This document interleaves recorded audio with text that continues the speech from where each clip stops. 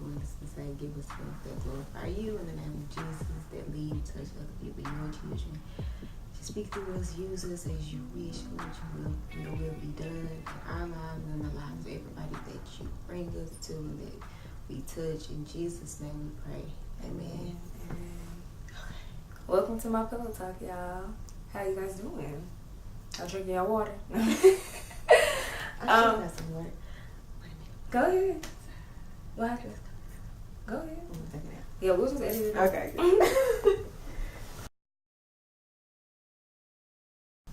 Hey y'all. So I have Miss Chante here. Hey y'all. And we're here filming my very first pillow talk. So basically the purpose of this is just to kind of run this by y'all for the people who are new to the purpose of my pillow talks.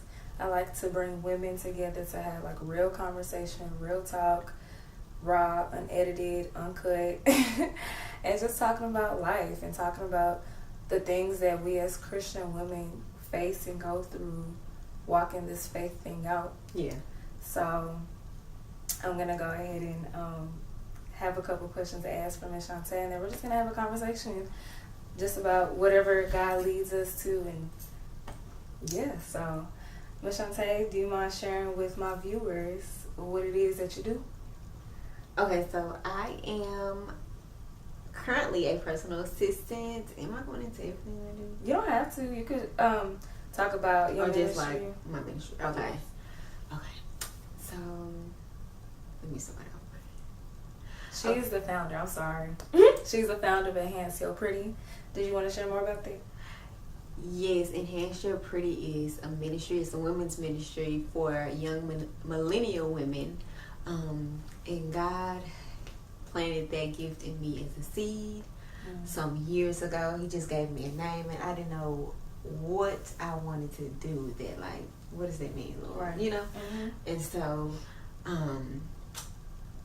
all these years later, now that I'm going to be 29 years old, God is just using me to be transparent and real, open and honest, and lead young women to Christ and making that relationship with Christ their foundation.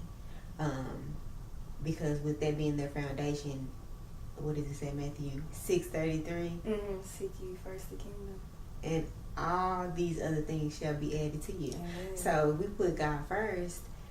There's nothing that He won't do for us. Yeah. Nothing, literally. So I just feel like trying to do it my way just kept on Girl, failing. tell me about that. No, like, I know that too well, just with my whole faith walk and how I had came to Jesus too. I got saved in 2014. So, and it's now 2019, and I feel like I'm finally surrendering to God. Like, for me, in the past, it was like, okay, I know God, I'm doing this, Jesus thing, but I hadn't made Him Lord. Like, He was my Savior, but He wasn't really Lord. That's a word. That's good. So, and I mean, of course, there's grace in that because, I was young and I'm still trying to, like, learn about Jesus, trying to understand who He is, and just trying to figure out how you do this Jesus thing, right? So I completely feel you on that. I love that I'm in a season now where I'm like surrendered. So for you, good. Yes. For you, what does that look like? Being surrendered? Yeah. It's saying not my will, but thy will, Lord. Your will be done over everything, over my comfortability, over my plans, over my time, over my resources, over my circumstances. That is full surrender. I don't care how you do it, Lord. I don't care when you do it. I don't care why. I don't care if I don't like it. I surrender. I surrender to your will because I want to glorify you. I want to bring glory to your name. I want to, have other sisters in Christ be bringing glory to your name because of my obedience to you. Yes. And so if that's what you choose to use me for, then Because it took me a long time to, I don't know if this is like you, like it took me a long time to be like, what is it about me that makes you feel like I can reach your daughters? You know what I'm saying? That's what I was like questioning it for a long time with God in my trans. So was it like a insecurity? Was it like definitely. Definitely insecurity. Like, I had really bad anger issues and like bad attitude. So let's not have this conversation. It was like, but then you had to get in that word and you realize it was some really messed up people. Yeah, Chante, you really not even that bad. If you look at all people in the word, and God used them in a mighty way. Yeah, in a mighty way. Right. So it's like, okay, come on. So at some point, when you start comparing the word of God to your life, you say, okay, maybe it is something to this, Lord. Maybe you are calling me to this. Maybe I am called to this, to do this your way. And I really, the insecurity is coming from what other people are going to think about you. Wow, that's good. You know what I'm saying? That's real good. Wow. Because it's not,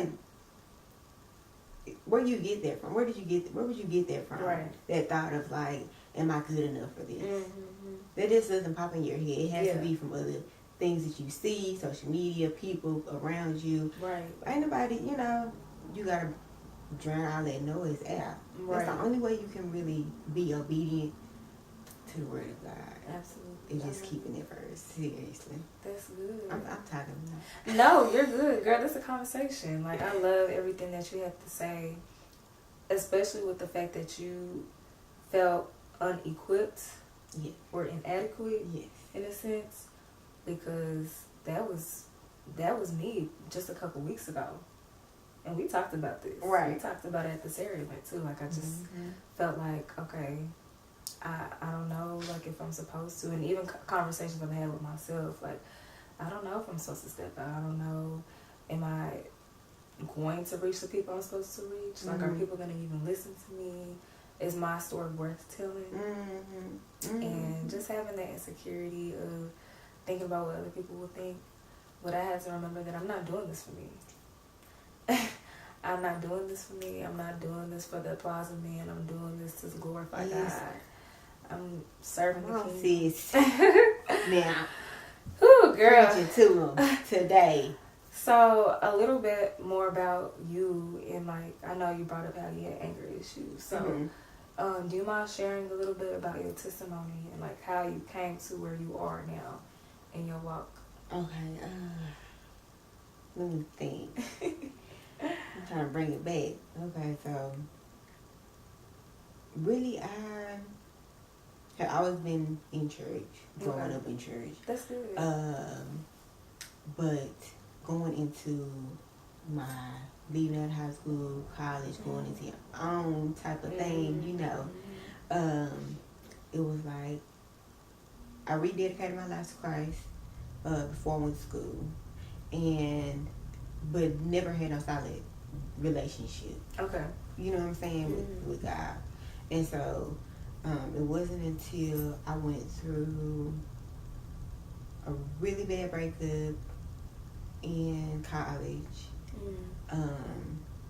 that I really was like pressing. First, I was like really pressing into God for myself as a young adult.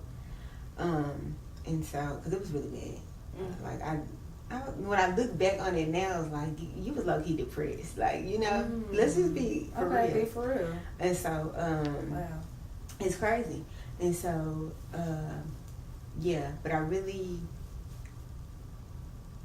went through a lot with that relationship, not just with that guy, that particular person, just like the aftermath of it. Like, the way I was operating in life and like things that I was doing, like, that just wasn't my character. Of being in a real like vulnerable state, doing just not when I was just tripping. Like I never been that girl, ever been that girl, but just making wrong decisions. And so when I got back home, I used to always come home a lot in college, and so I would go to church over the weekend. And at that time, it wasn't everybody in my house going to church like it is now. Okay. And so I started going to church by myself. Actually, it was one of my best friends started inviting me to church. So I started going to her church, and that's when I started just, you know, really trying to put their relationship at a different level. You talking about your relationship with God? Okay. Yes. And it was New Year's Eve. I went to church. I think it was the end of 2014, if I'm not mistaken, going into 2015. Okay. And so at that time, I remember it was like the pastor was like, "Are you gonna, like, what did he say?" It was something he was asking, "You gonna put him first this year? Or you gonna go all in with God?" Something like that to that effect. And I was just like, I just felt that, like I really felt God like talking to me, like asking me. You know how he say, "Nah." I keep on knocking on the door. I keep knocking. I just waiting for you to open the door. And so that was more like a press on your heart. Yeah, that was really like when I was like, okay. And what was going on in your life at that time that made you feel like that was God speaking to you to really take this relationship with Him to a level that you've never taken it before? To be honest, because now that you're saying it, I know it's the Holy Spirit. Because now that you're saying is, at the time,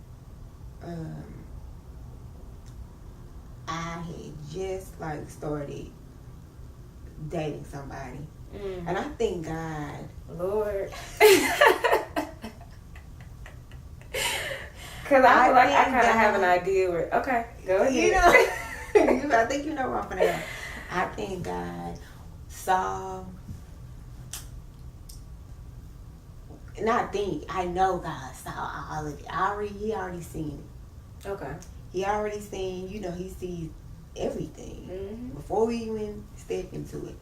So I think that he was calling me at that time because he really wanted to, you know, get my foundation solid because he already knew what was supposed to go down. Because I feel like if my foundation wasn't, if he didn't call me then, I could have been in a totally different situation and predicament that I am now. Okay. And just in general? In general. Okay. Like, I don't been through some stuff, but it's just like, you know, I could have been doing some, like, really just to be honest and be transparent. When I see situations of young women, like, in relationships, this crazy stuff that we do sometimes. I could have been really on some crazy stuff. You know what I'm saying? If I didn't have that. If I didn't have that. I'm sorry, because I feel that. No, for real. If I didn't have that solid relationship, I know it. So, yeah. So that's when I really started being serious. Yeah. Okay, so I wanted to kind of bring it back. Bring it back. Can we take a break? I gotta grab my lip gloss. Is that okay with y'all? Lip gloss break. Yeah. Oh my God. I'm excited.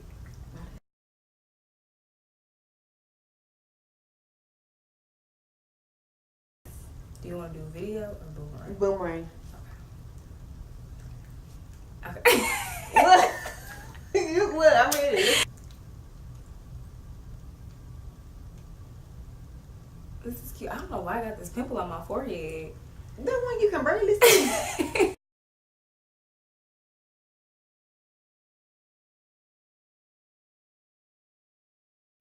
I am, girl. I'm ready. Yes. All right. So I wanted to run it back with you about your testimony, how you talked about being cheated on. So when Chante shared a part of her testimony being cheated on, remind us the title of the series, if you remember. Not to be, I think it says bitter. Broken. It was something like broken. It says something with bitter. How not to be bitter broken. How not to be a bitter broken How woman. to not be a bitter woman. How not to be a bitter broken woman or something like that. We'll just link the. We will link it below. We'll link it below because we can't get it together right now. That was some months ago. Months ago. But it was so much truth. It was so much wisdom. It was so much realness. in that conversation or that dialogue that she had with her viewers about her story and being cheated on. And I really relate because I had been in a relationship. Child, and I knew the Lord too. And I was entertaining this dude that basically God had put in my heart that wasn't the one. But because he had been like the best guy that has ever shown me the best things. This is the best love I've ever received, right, from a man. Yeah, you said that. Right. So, due to the fact of my abuse from my dad and not really growing up with love and seeing how men are supposed to treat you, I just kind of took whatever came my way because it was better than what my dad showed me. So this particular dude that I won't mention his name, I was in a relationship with for 2 years, but God told me like 3 to 4 months into the relationship to break up with old dude. And I told God no. I was like, no, this is my forever. Like, he is showing me everything that I've never seen before. Girl, he was just taking me to Cheddar's. Nothing special, you know what I'm saying? Like, just taking me to Cheddar's and to the movies, that's it. He wasn't doing nothing for the Lord. He wasn't doing nothing. Like, he didn't. I'm not going to sit here and say he doesn't know God because I don't know nobody's heart. Right. But we clearly were not on the same level when it came to pursuing God.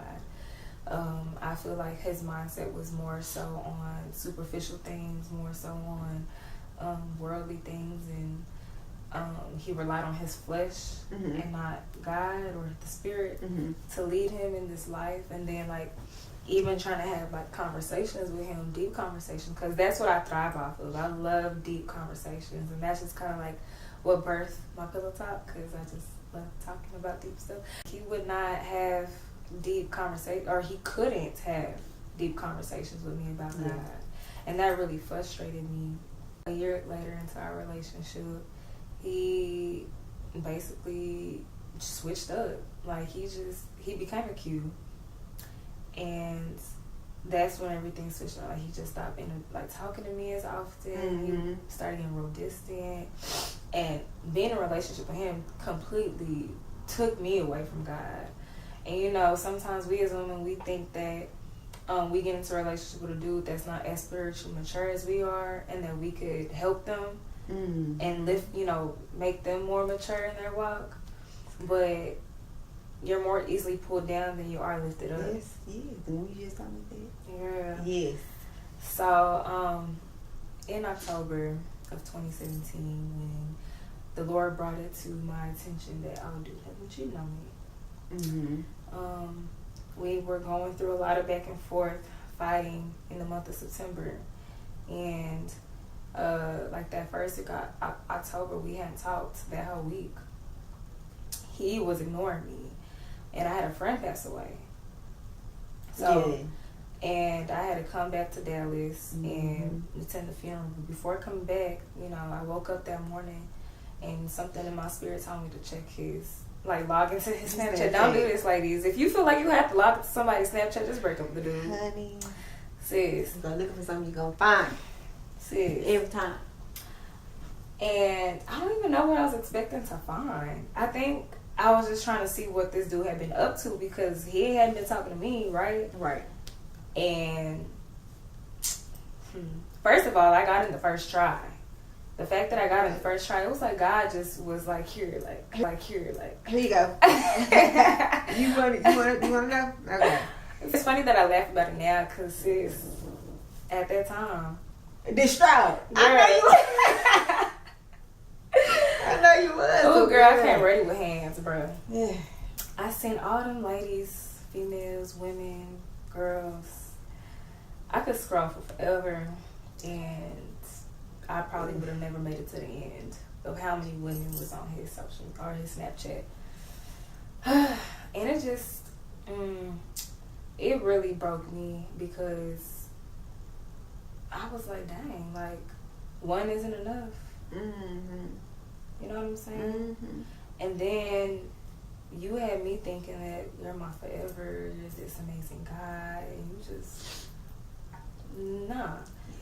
I came back to Dallas for the funeral, paid my respects, and then God, I don't know, I just woke up, I couldn't sleep that night, and I ended up logging back into his Snapchat, Mm-hmm. and he was having a current conversation with somebody, like with some other girl. So I decided to be like, he got a girlfriend in all caps, but you could have him anyway.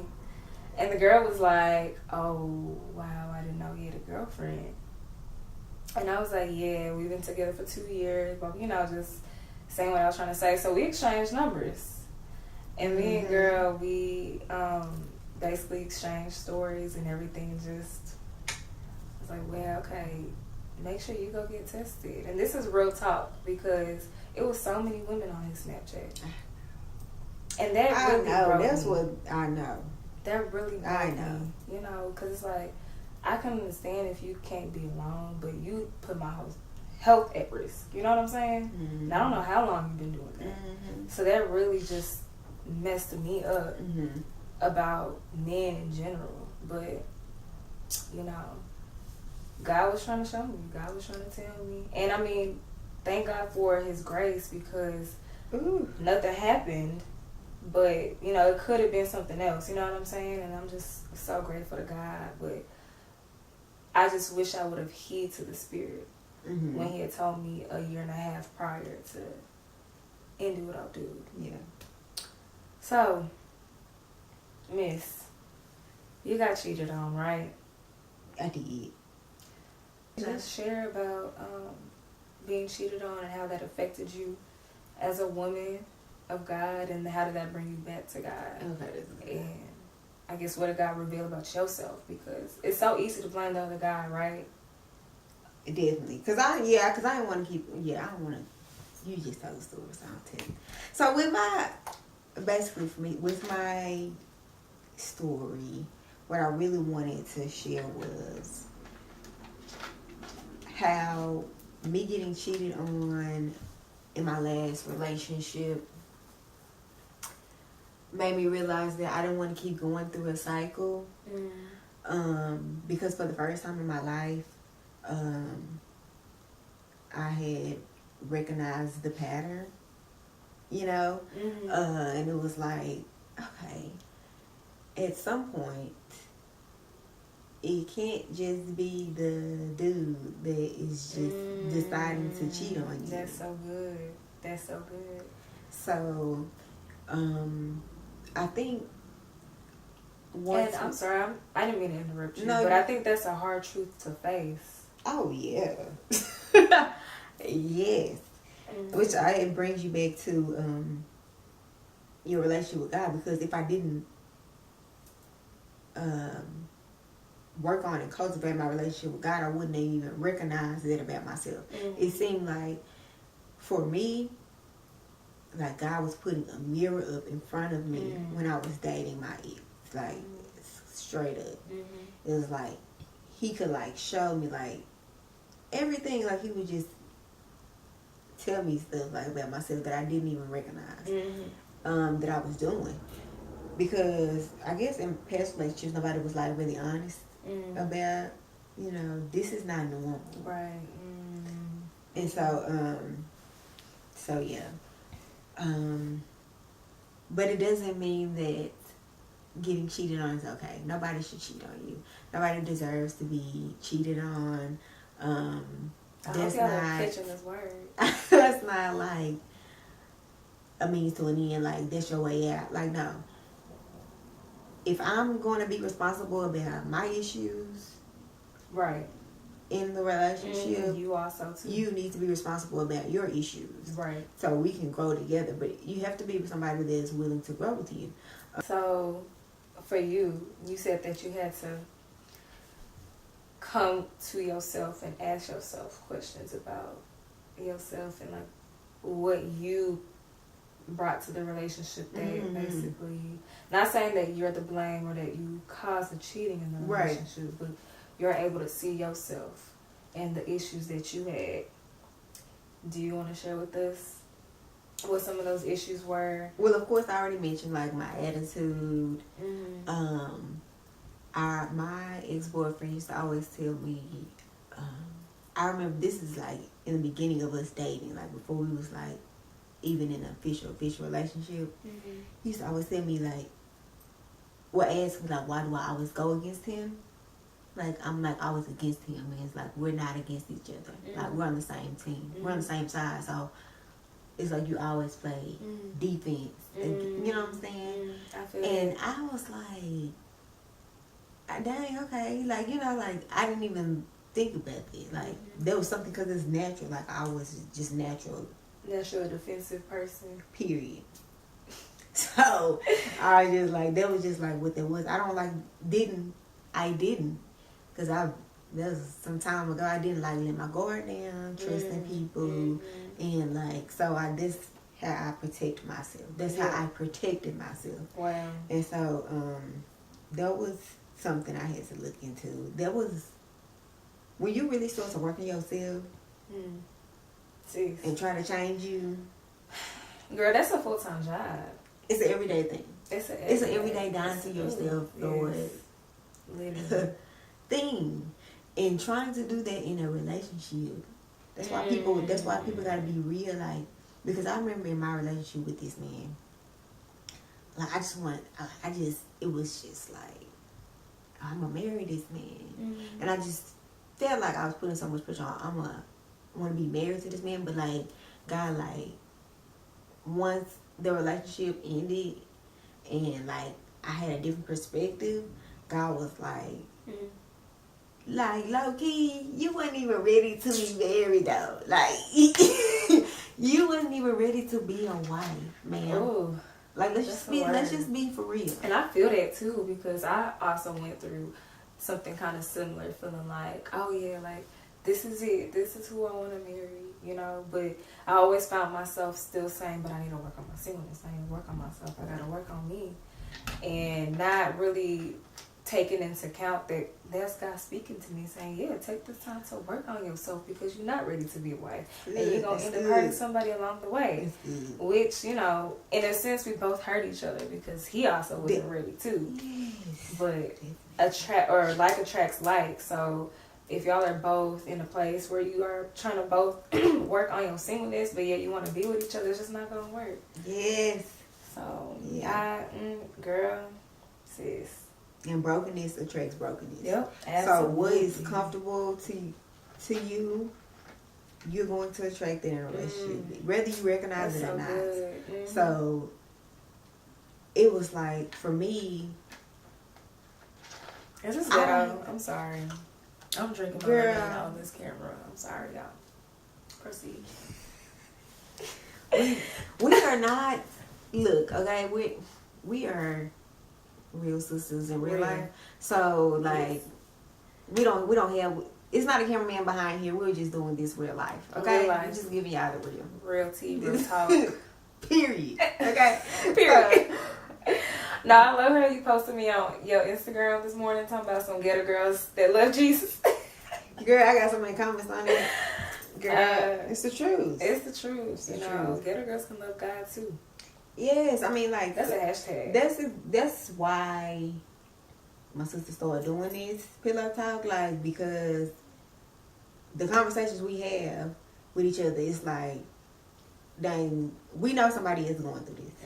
Yes. Like, we know it's other young women out here going through these things. Right. So it's like, oh, dang, okay. So what did you do about it? Like, you know, how can because like I posted in my last post, one of my biggest burdens is seeing women suffer and settle. Yes. Oh God. We waste so much time, and so our time. I mean, people dying every day. People dying every day, and I look at the world right now with this R. Kelly stuff, and I didn't even watch that documentary. You didn't? I didn't, because I just didn't want to watch it. Right, but that was me too until I ended up watching it just recently. I recorded the interview. I'm gonna watch it. But look though, so just with that happening, it says in God's word in the end times that those things that were done in the dark, everything is going to be revealed. Yes. And I can't even be super spiritual or like You know, like I can't. I'm not. That's not the type of person I am. I'm really like led by the Spirit. I love that. So when I see that stuff going on right now, and I'm like, we don't have time to play. Yeah. I don't have time to play. I don't have time to like, cause this stuff is real. I heard Right. what's going on in the world, Right. like in politics, Yeah. in different countries. Like this is not by chance, by happenstance or coincidence. I don't Right. believe that. Right. So I don't have time to be in meaningless relationships, and I don't care if it's with a man. I don't have time to be in a meaningless relationship with a friend, a family member, any of that, because God is coming. Jesus is coming back, and then when you come, and then I don't sit there wasted the time that you died for me to have. Oh, girl, sis, child. I wasted the time you died for me to have because I want to be in this relationship, be comfortable in doing this. I don't have time for it. So That's so. Wait, you gotta. Can you pause real quick? We need to allow, even me, with the people watching this, to just digest what you said. Can you repeat that one more time? okay.